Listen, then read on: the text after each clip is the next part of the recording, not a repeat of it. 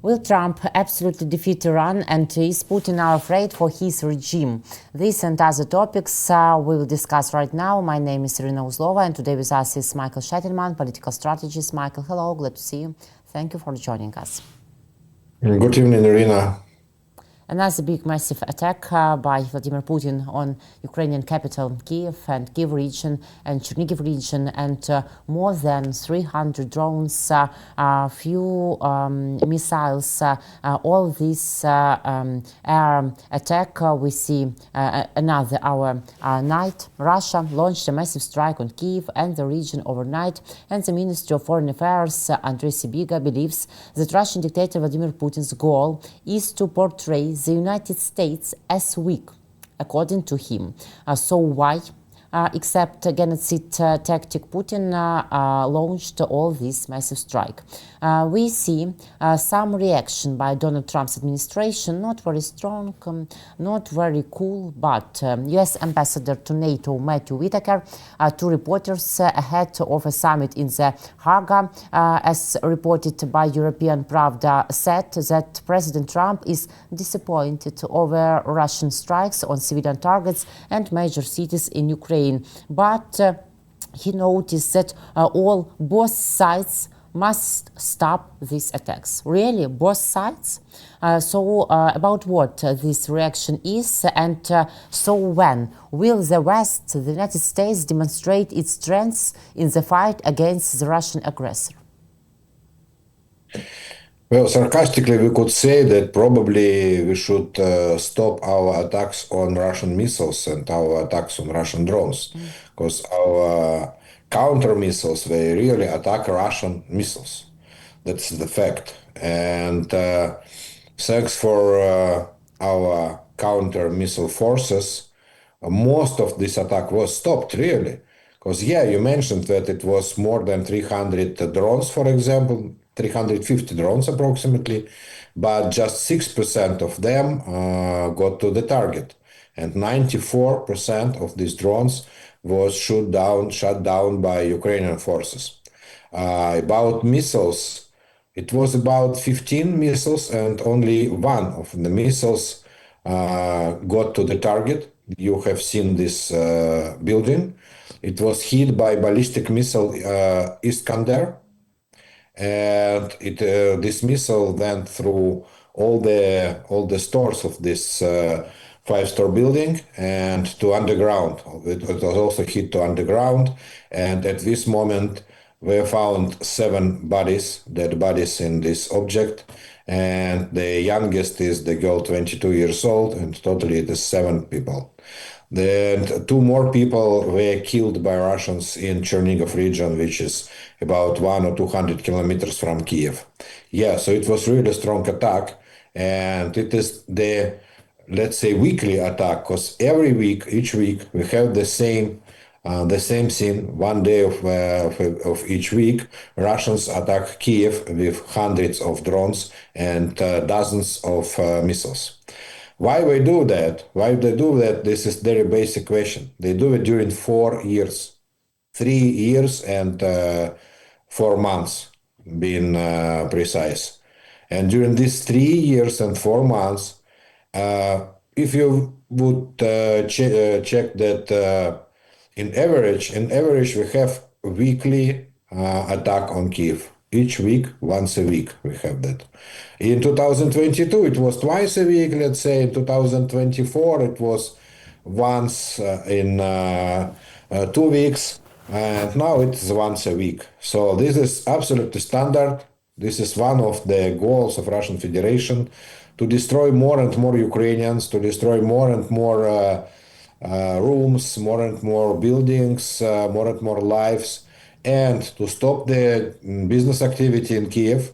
Because, for example, today they hit to subway, to subway station, not underground, but to subway station, which in fact stopped some quarter from any activity, because people just can't move from there. The same was last week when people couldn't cross the river, Dnipro River, which goes through the city, and you can't cross that, then subway was hit. So that is the same goals, and we didn't change with President Trump becoming president of United States. It was the same with President Biden, the same with President Trump. And President Trump could say, "This is not my war. This is war of Biden, or this is war of Obama, or this is the war of, I don't know, John Kennedy or somebody else."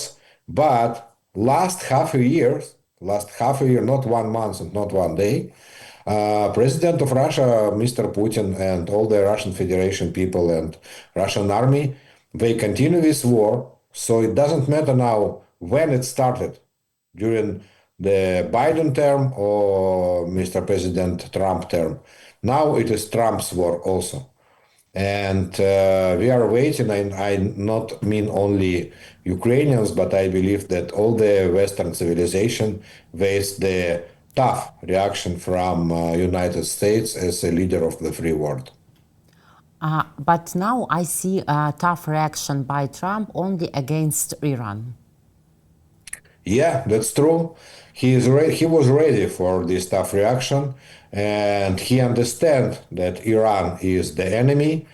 And I believe he understands that Iran is enemy because 30 years ago and 40 years ago, Iran still was enemy of United States, and 45 years ago, Iran was the enemy of United States. So when Mr. Trump speaks about his political views, I feel like in Soviet time, or just softly post-Soviet time, like 30 years ago. Then he speaks that Iran is the enemy of the Western civilization. That's true. That's true from 1979. But when he speaks about Russian Federation, it looks like his last knowledge about Russian Federation is from the same year, from 1979 or something like that. He speaks about like Soviet Union, not Russian Federation. He speaks, for example, that this is his quote about his quote that United States together with Russian Federation won the World War II. But during World War II, there was not Russian Federation, absolutely not. This country is this brand new country, which is just 34 years old. And you can't compare it with Soviet Union because this is less than half of Soviet Union, Russian Federation, less than half of Soviet Union. And this is absolutely different people and different ideas and different ideology in Russian Federation. Yes, Soviet Union was the ally of United States in Cold War, but it was at least it was the ally with some ideology. Yes, communistic and socialistic ideology, which was not favored in the United States. But now we manage this war with Russian Federation, which is Nazi state and fascistic state, and not like Soviet Union. Soviet Union never was fascistic and never Nazi country. And Mr. President Trump, that just doesn't know about this change. And maybe in Fox News they could show that the story, the history of Russian Federation. What is this state? Terroristic state, Russian Federation. Now we all see it, and that they have a lot in common with Iran on their attacks against civilian infrastructure and civilian people. Yes, by the way, Russians, they studied the lesson from Iranian now, this week, because all these attacks of Iran on Israel, I mean, during this last war of last 11 days, it continues during 11 days, all the attacks of Iranians, they were by ballistic missiles, not by anything else. We didn't hear a lot about some Iranian drones. They have drones, yeah. They sell drones to Russian Federation. They supply drones to Russian Federation. But then they attack Israel. They use ballistic missiles, a lot of ballistic missiles, hundreds of ballistic missiles. During these 10 or 11 days, Iran sent more ballistic missiles on Israel than Russian Federation sent ballistic missiles during 4 years. Yeah, Russia uses usually cruise missiles and Iranian drones. But cruise missiles, they are not so effective against civilian population. Because if it comes to the city, so counter strike could shut it down. But ballistic missiles, it is very difficult to stop that. Only by American system Patriot you can stop that, and which is very expensive, and we don't have enough missiles for Patriot. So Russians use this experience by Iranians, and they start, for example, this night, all the strike was with ballistic missiles, only ballistic missiles, and that bring the and lot casualties and killed people in Kiev. By the way, last strike last week, also they used mostly ballistic missiles, and it was a very big success for Russians. They killed 29 civilians in Kiev during one strike with one ballistic missile. Yes, but today Putin met with Minister for Foreign Affairs of Iran, Abbas Araghchi, and Putin said that he will help find a way out for Iran. But it seems to me that this way out will be like that way and support which Putin gave to a leader of Syria, Bashar Assad. So any support. Looks like, yeah, that this time it will be more difficult to find this way out, because in Syria, Israel didn't participate in this coup d'etat in Syria. It was Turkey, but not Israel.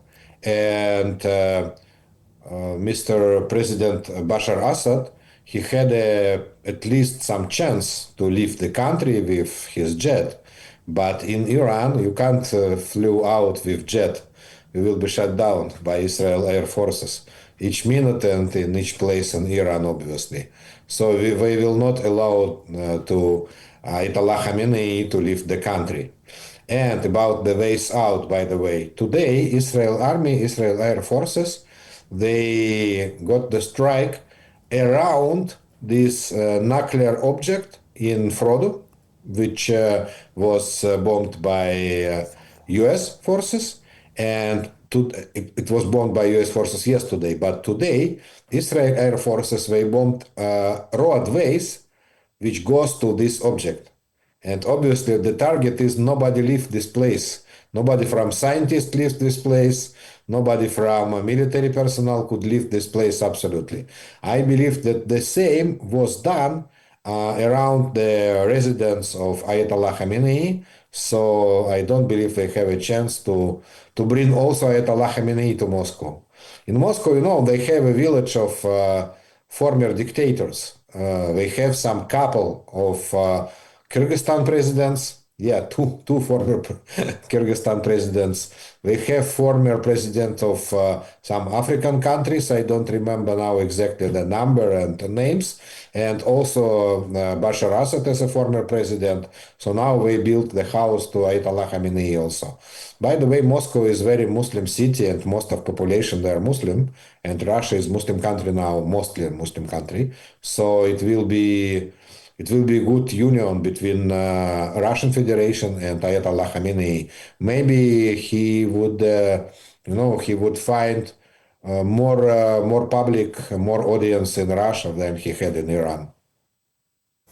But Michael, we see that Iran doesn't, and representatives of this country, they chose to go to Russian Federation. But Marco Rubio, United States State Secretary, advised them go to Washington to make some deal and speak about peace deal. But what does this visit of Abbas Araghchi show? That Iran doesn't want to stop war and confrontation. Exactly, yes. The offer of Marco Rubio is to surrender. The offer to Iran is Iran to surrender. And also the offer of President Trump now is to surrender, not to negotiate. He said, we had a negotiation during 60 days, and now you should just surrender. That's it. Unconditional surrender, said President Trump, and said it twice, I believe.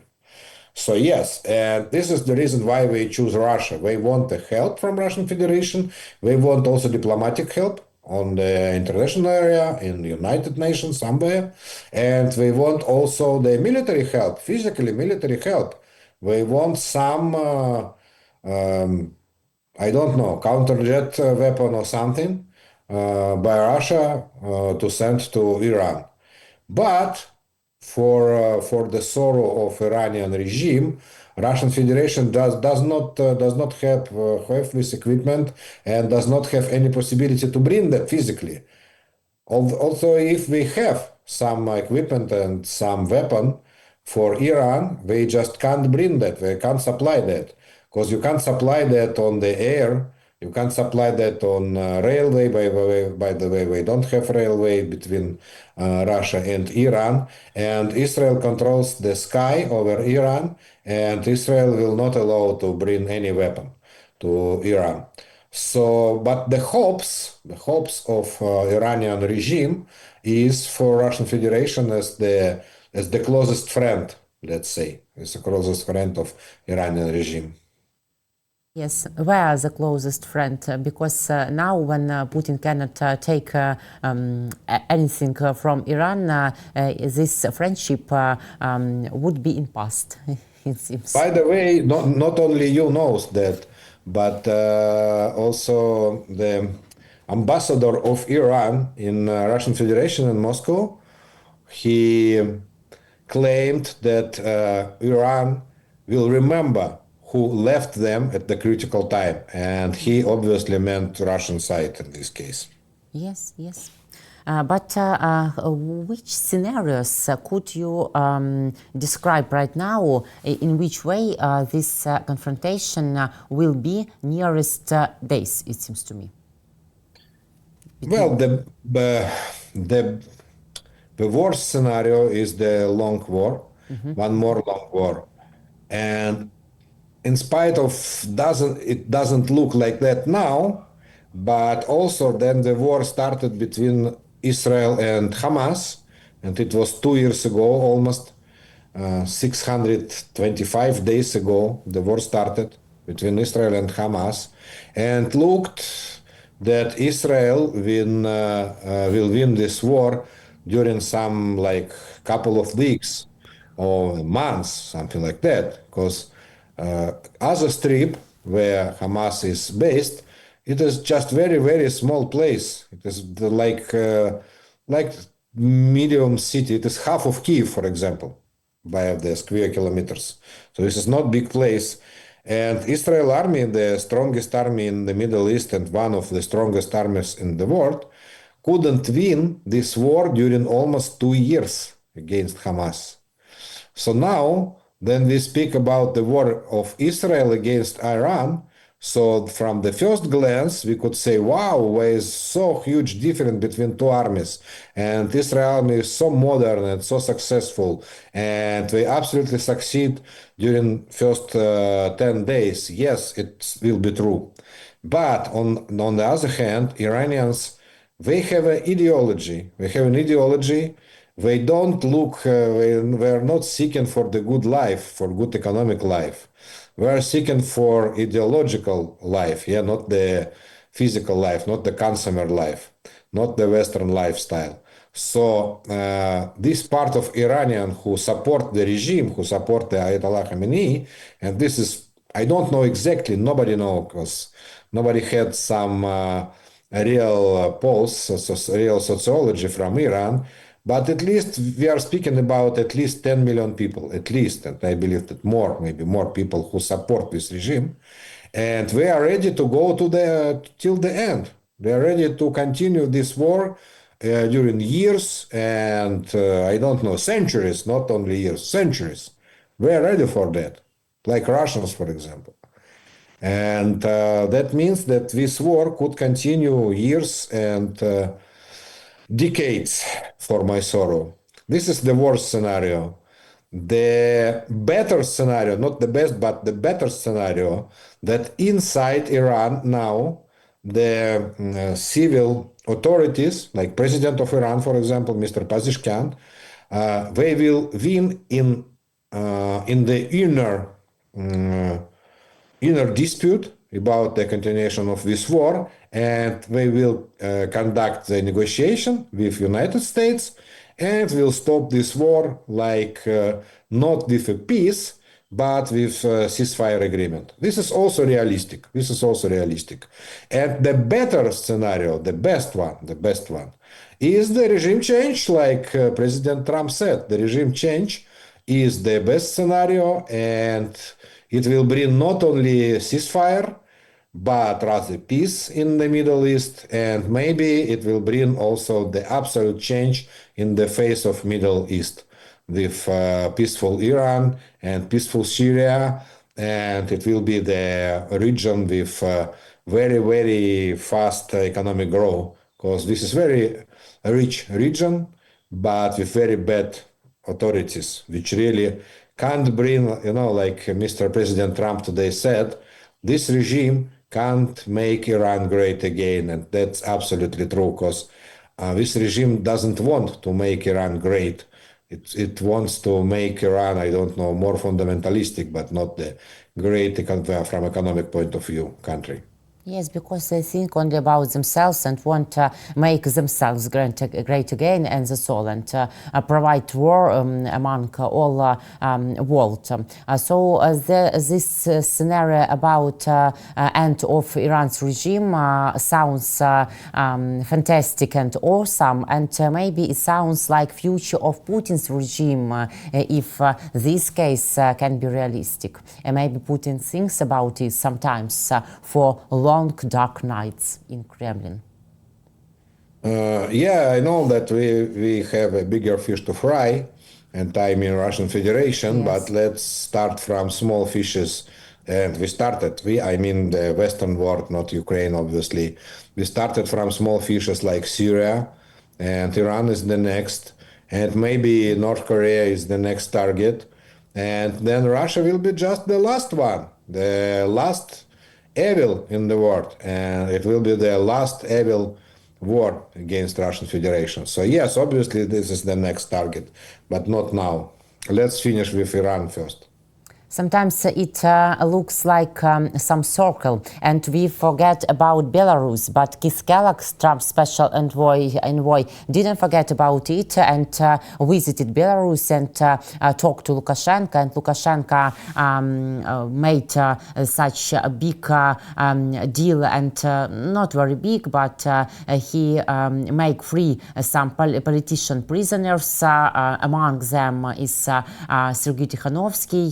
But it seems to me that something deeper goals were in Keith Kellogg's visit. Can you agree with me? And what such goals can be?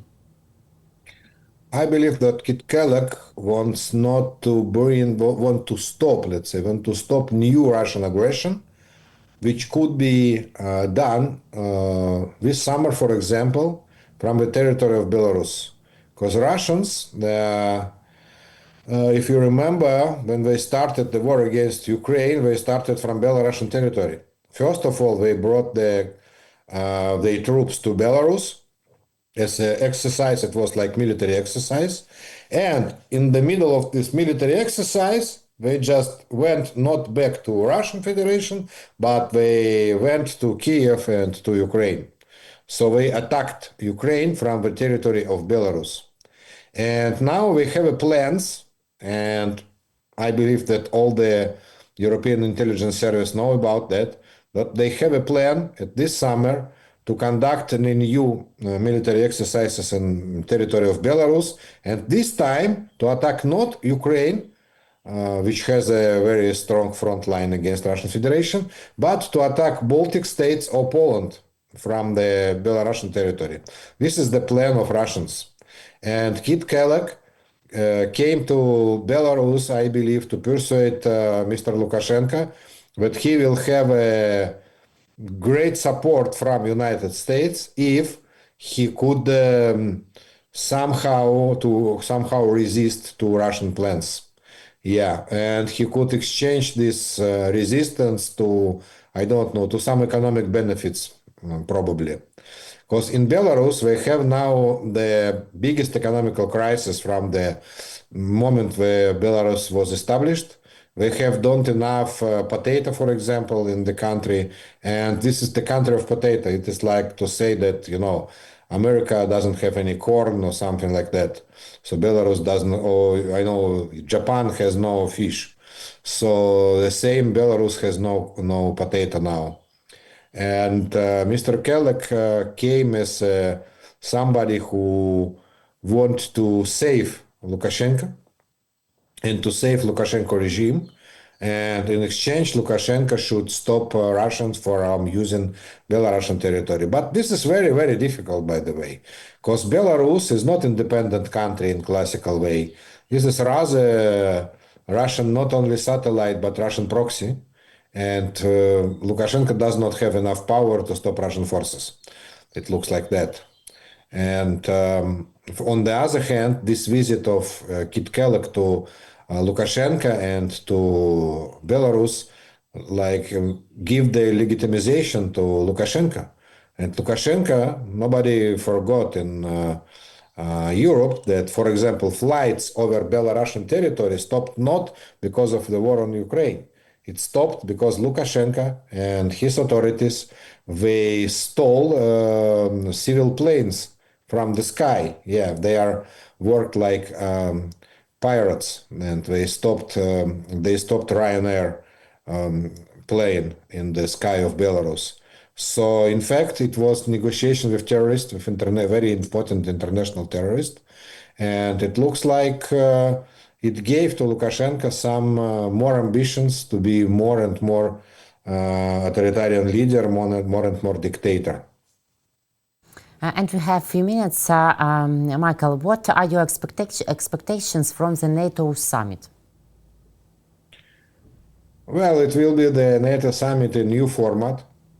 And I know that a lot of people then heard this news about the new format, which was prepared exactly for President Trump, which is very short, only one panel against three panels.